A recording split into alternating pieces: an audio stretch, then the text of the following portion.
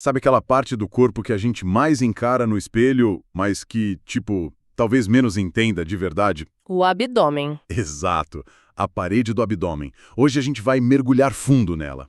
E o que vamos descobrir é que ela é um verdadeiro paradoxo de engenharia, né? Precisa ser forte o suficiente para proteger nossos órgãos, mas ao mesmo tempo flexível para a gente poder respirar, se dobrar, se mover. É exatamente esse o dilema. Não é só uma parede, é um sistema super dinâmico.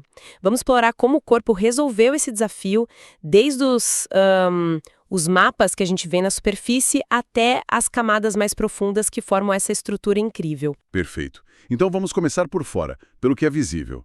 Existem algumas marcas que são bem conhecidas, como aquela depressão vertical bem no meio. Essa é a linha alba, que em latim significa, literalmente, linha branca. Linha branca.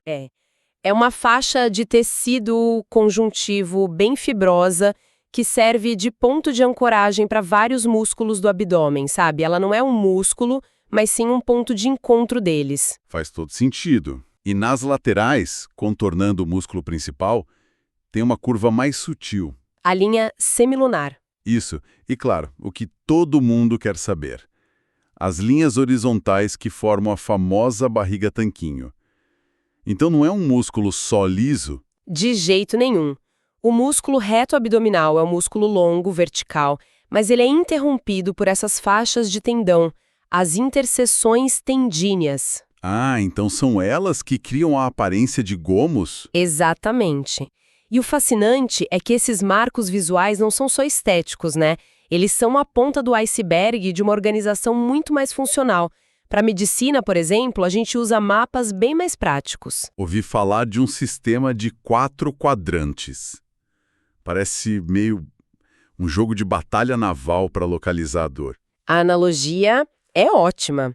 É para isso mesmo. É uma forma de comunicação rápida, universal. A gente traça uma linha vertical e uma horizontal que se cruzam no umbigo e pronto, temos os quadrantes.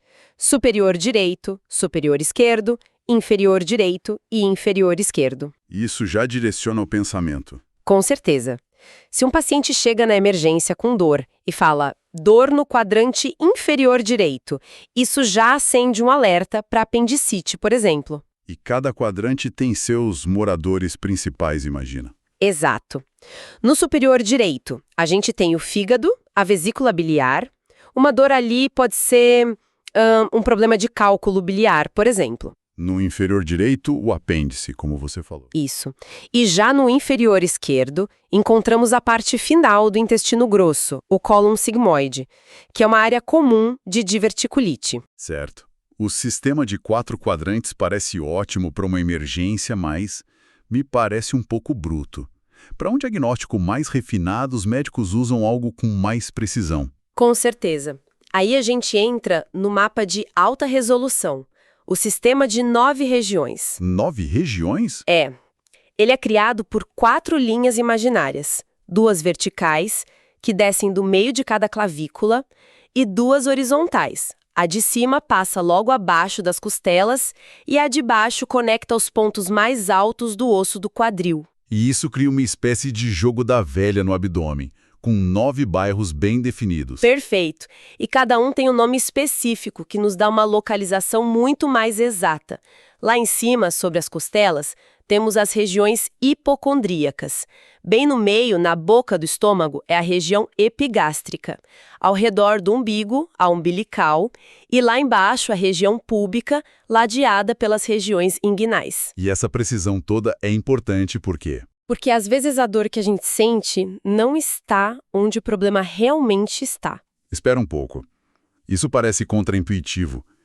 Quer dizer que uma dor que eu sinto na região do umbigo pode ser de um órgão que nem está perto dali? Exatamente. O exemplo clássico é a apendicite. O apêndice fica lá no quadrante inferior direito, mas a dor inicial quase sempre é sentida ao redor do umbigo. Esse fenômeno é chamado de dor referida. E como isso é possível? Parece uma falha de comunicação do corpo? Na verdade, é uma memória de como fomos construídos.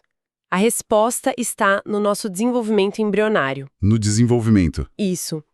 No início, nosso sistema digestivo era basicamente um tubo reto, dividido em 3 partes. o intestino anterior, o médio e o posterior. Cada parte deu origem a órgãos diferentes, mas todos os órgãos de uma mesma parte original mantiveram a mesma fiação nervosa daquela época, sabe? Então é como se a fiação de alarme de vários cômodos diferentes de uma casa estivesse toda ligada a uma única luz de emergência no corredor principal. É uma analogia perfeita. O cérebro recebe um sinal de dor vindo dessa fiação antiga e o interpreta como vindo da área da pele que compartilha o mesmo nível de nervo espinhal. É um mapa fantasma. Que incrível! Então, órgãos que vieram do intestino anterior, como estômago, fígado, pâncreas, referem dor para a região epigástrica. É por isso que uma inflamação na vesícula biliar pode se manifestar como uma dor forte na boca do estômago. E o intestino médio que originou o apêndice? Isso mesmo, o apêndice e a maior parte do intestino delgado. A dor deles é referida para a região umbilical. A dor da apendicite começa ali, como um alarme geral. Só depois, quando a inflamação avança e irrita a parede interna do abdômen, o peritônio, é que a dor migra para o local exato do apêndice. Fascinante. E o intestino posterior que formou o final do cólon e o reto? A dor desses órgãos é sentida na região púbica ou hipogástrica, bem abaixo do umbigo. Entender esse mapa embrionário é como ter um decodificador para as mensagens de dor do corpo. Essa ideia de fiação antiga é incrível. Mas o que exatamente essa fiação e todos esses órgãos estão atravessando? Qual é a estrutura física que contém tudo isso? A gente tem a coluna atrás, as costelas em cima, mas na frente dos lados parece um grande espaço vazio. Esse vazio é o grande desafio de engenharia que a gente mencionou no começo. Ele é preenchido por um sistema de camadas musculares e tecidos que funcionam como um espartilho natural, forte e dinâmico. A parede anterolateral é a estrela do show. E como ela é organizada? Imagino que não seja uma única placa de músculo. Longe disso. Temos dois grupos principais de músculos. Um grupo vertical, que inclui o reto abdominal, que a gente já falou, e um grupo de 3 músculos planos, largos, que estão empilhados um sobre o outro. E é nessa sobreposição que está a genialidade do projeto. Certo. Então vamos fazer uma dissecação virtual. Se a gente fosse atravessar essa parede, da pele para dentro, o que encontraríamos? Ok, vamos lá. A primeira camada, claro, é a pele. Logo abaixo, a gente encontra a fáscia superficial. E aqui já temos um detalhe interessante. Ela tem 2 subcamadas. O que é fáscia, exatamente? A gente ouve muito esse termo. Pensa na fáscia como um tecido conjuntivo, uma espécie de filme plástico biológico fino, mas resistente, que envolve, separa e organiza tudo no nosso corpo. Entendi. Membranosa e firme. A descarpa é a camada que os cirurgiões plásticos adoram, porque ela segura bem os pontos, sabe? Ajuda a criar uma cicatriz mais bonita numa abdominoplastia. Ah, legal. E depois dessas 2 camadas de filme plástico? Aí a gente chega no coração da força da parede, os 3 músculos planos. De fora para dentro temos o oblíquo externo, o oblíquo interno e o transverso do abdômen. E o genial aqui é que as fibras de cada um correm em direções diferentes. Como as camadas de uma madeira compensada. Exatamente. Isso cria uma resistência muito maior. Muito maior, certo? Exponencialmente maior.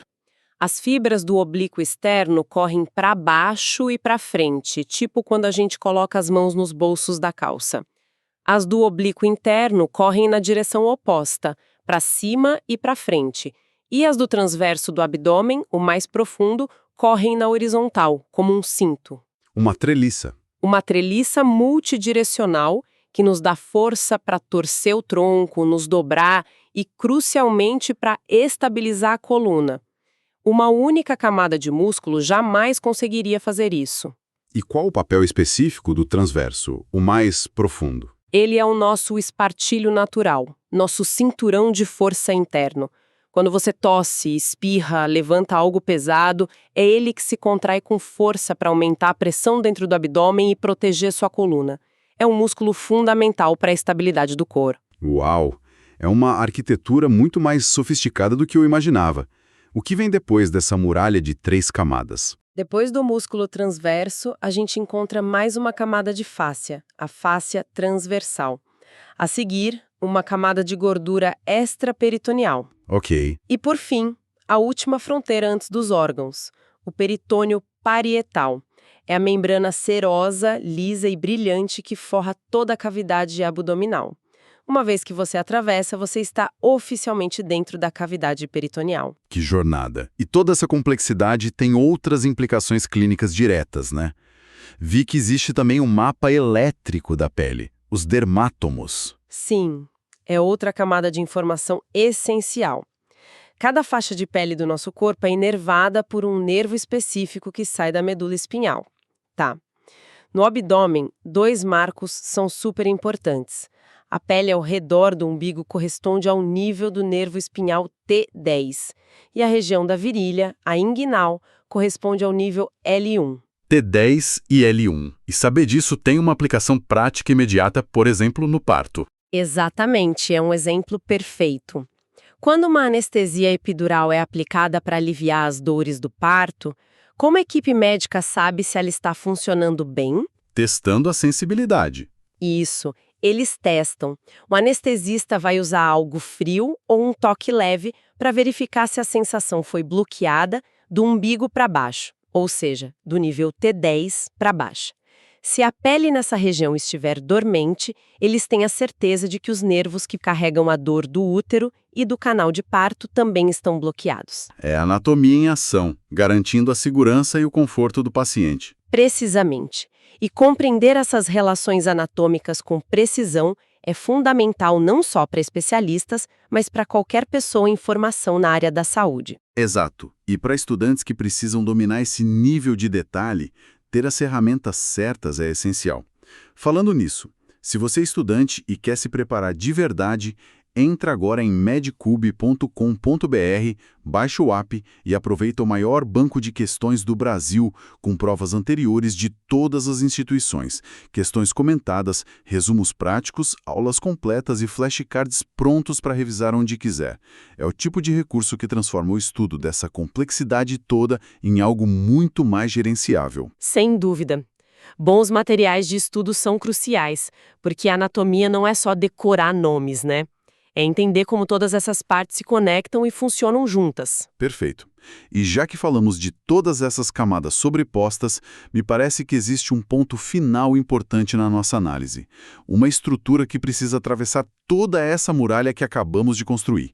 O canal inguinal. Sim, ele é um ponto crucial e um exemplo fascinante desse nosso tema de força versus necessidade. O canal inguinal é basicamente um túnel oblíquo de uns 4 centímetros que perfura as camadas inferiores da parede abdominal. E ele representa uma área de fraqueza, né? Uma área de fraqueza estrutural inerente, sim.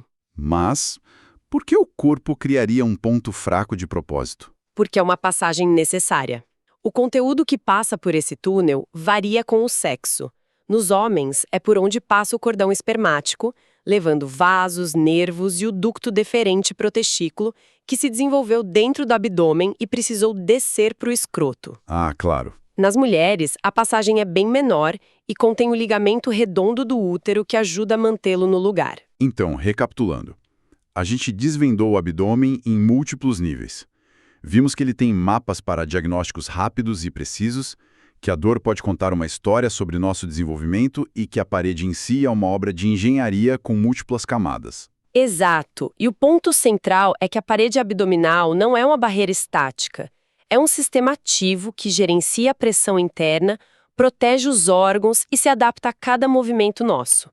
A forma como as fibras musculares se entrelaçam em diferentes direções é o que nos dá essa combinação única de força e flexibilidade. Exploramos a estrutura da parede, mas a menção ao canal inguinal como um ponto de fraqueza me deixou pensando. Falamos sobre como a parede gerencia a pressão quando a gente tosse ou levanta peso.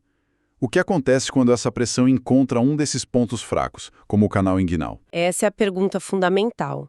Se a pressão interna aumenta muito e a parede cede nesse ponto, a gente tem o que se chama de hérnia. Em essência, o conteúdo do abdômen, tipo uma alça de intestino, protruindo através dessa falha na barreira. A existência do canal inguinal nos mostra que mesmo no design mais engenhoso, existem compromissos. E entender esses compromissos é o próximo passo para compreender as patologias que afetam essa estrutura complexa que acabamos de